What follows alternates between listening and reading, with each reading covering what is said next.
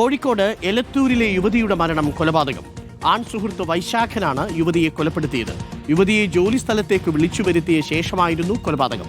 കൊലപാതകത്തിന് ശേഷം പീഡിപ്പിച്ചെന്നും പോലീസിന്റെ കണ്ടെത്തൽ. പ്രതി വൈശാഖിനെ പോലീസ് കസ്റ്റഡിയിലെടുത്തിട്ടുണ്ട്. ഷഹദ് റഹ്മാൻ ഇപ്പോൾ സ്ഥലത്തുണ്ട്. Shahad Rahman, good morning Shahad. ഞെട്ടിക്കുന്ന വിവരമാണ് പുറത്തു വരുന്നത്. തന്നെ സ്നേഹിച്ച പെൺകുട്ടിയെ അതിക്രൂരമായി കൊലപ്പെടുത്തിയതിനു ശേഷം പിന്നീട് കൊലപ്പെടുത്തിയതിനു ശേഷവും അയാൾ അവരെ പീഡിപ്പിച്ചു എന്നുള്ള വിവരമാണ് പുറത്തു വരുന്നത്. വിവാഹം കഴിക്കണമെന്ന് ആവശ്യപ്പെട്ടപ്പോൾ കൊലപ്പെടുത്തുകയായിരുന്നു എന്നാണോ മനസ്സിലാക്കേണ്ടത്? എത്ര ക്രൂരമാണ് അയാൾ അത് ചെയ്തത്, അല്ലേ ഷഹദ്? മോർണിംഗ്.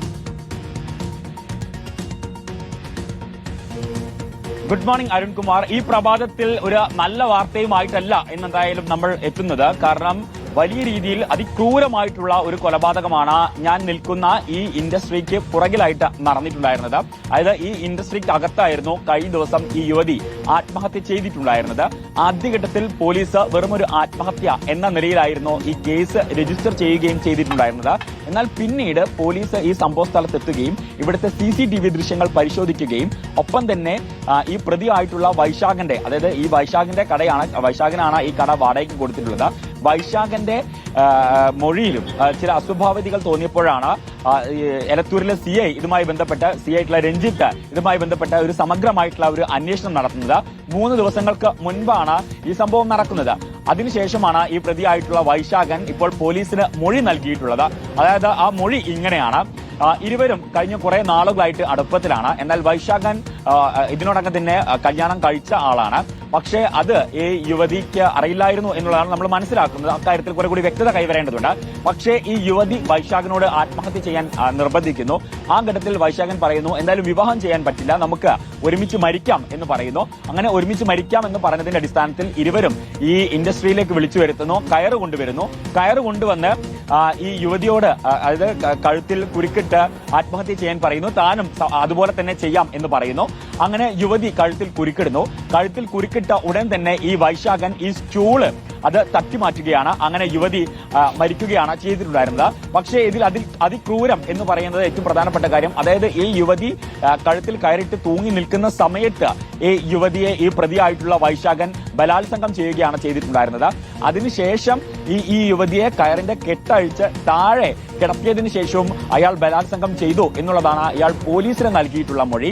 ഈ സംഭവം നടന്ന കാര്യം അത് ഈ പ്രദേശവാസികളൊന്നും ഇതുവരെ അറിഞ്ഞിട്ടില്ല എന്നുള്ളതും ഒരു ഞെട്ടിക്കുന്ന കാര്യമാണ്. കാരണം ഈ യുവതി ഇവിടെ ആത്മഹത്യക്ക് ശ്രമിക്കുന്നു, അല്ലെങ്കിൽ ആത്മഹത്യ ചെയ്യുന്നു. ആ ഘട്ടത്തിൽ ഈ യുവാവിന്റെ ഭാര്യയെ വിളിച്ചു വരുത്തുകയാണ്. അതായത് ഇങ്ങനെ യുവതി നമ്മുടെ ഈ സ്ഥാപനത്തിൽ വന്ന ആത്മഹത്യക്ക് ശ്രമിച്ചിട്ടുണ്ട് എന്ന് പറയുന്നു. എന്നിട്ട് ഈ യുവാവിന്റെ ഭാര്യയും ചേർന്നാണ് ഈ യുവതിയെ ഇവിടെ നിന്നും കാറിൽ കയറ്റി ആശുപത്രിയിലേക്ക് കൊണ്ടുപോകുന്നത്.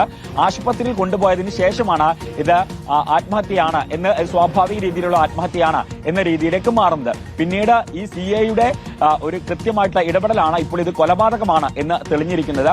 എന്തായാലും അതിക്രൂരമാണ്. ഈ സംഭവവുമായി ബന്ധപ്പെട്ട് അല്പസമയം മുൻപ് നമ്മൾ വിളിച്ചു പറഞ്ഞതിന്റെ അടിസ്ഥാനത്തിലാണ് ഈ യുവതിയുടെ കുടുംബം ഇത് കൊലപാതകമാണ് എന്ന കാര്യം അറിയുന്നത്.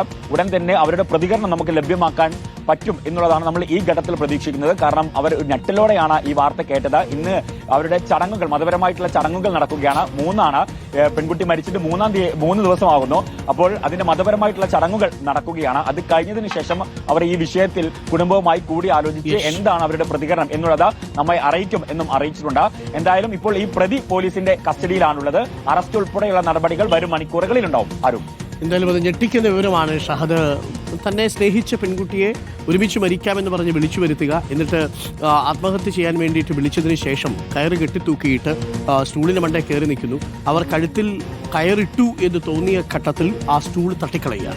അപ്പോൾ കൊലപ്പെടുത്തിയതിന് ശേഷം ആ കുട്ടിയെ വീണ്ടും ലൈംഗികമായിട്ട് ഇയാൾ പീഡിപ്പിക്കുന്നുണ്ട് എന്നുള്ളതാണ്. എത്രമാത്രം ക്രൂരനായ ഒരു മനസ്സുള്ളവർക്ക് അത് സാധിക്കൂ എന്നുള്ളതാണ്. ഒന്ന് ആലോചിച്ച് നോക്കൂ.